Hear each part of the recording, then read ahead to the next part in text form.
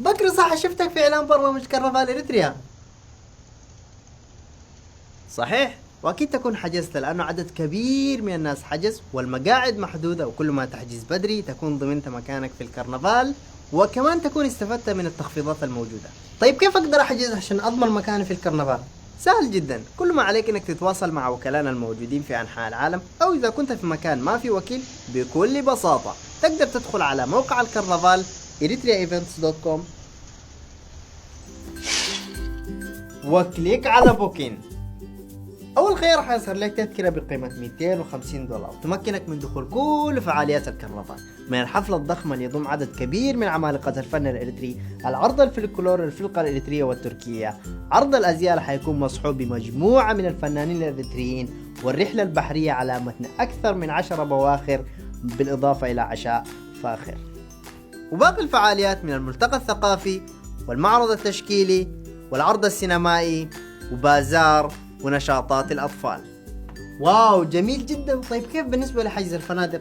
عشان ما تتعب نفسك في تفتيش فندق مناسب، سهلنا لك الموضوع واخترنا لك أفضل العروض لفنادق مناسبة من حيث السعر والرفاهية والموقع، وعملنا لك في باقة تضم سعر دخول جميع فعاليات الكرنفال بالإضافة إلى سعر الفندق مع وجبة إفطار على مدار أيام الكرنفال الأربعة، وده كله $495 للشخص الواحد.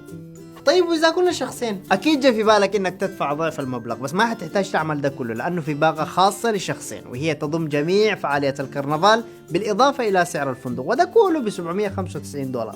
بعد ما تختار الباقة المناسبة اضغط على بوك ناو، اكتب اسمك، إيميلك ورقم تليفونك وكليك على بوك.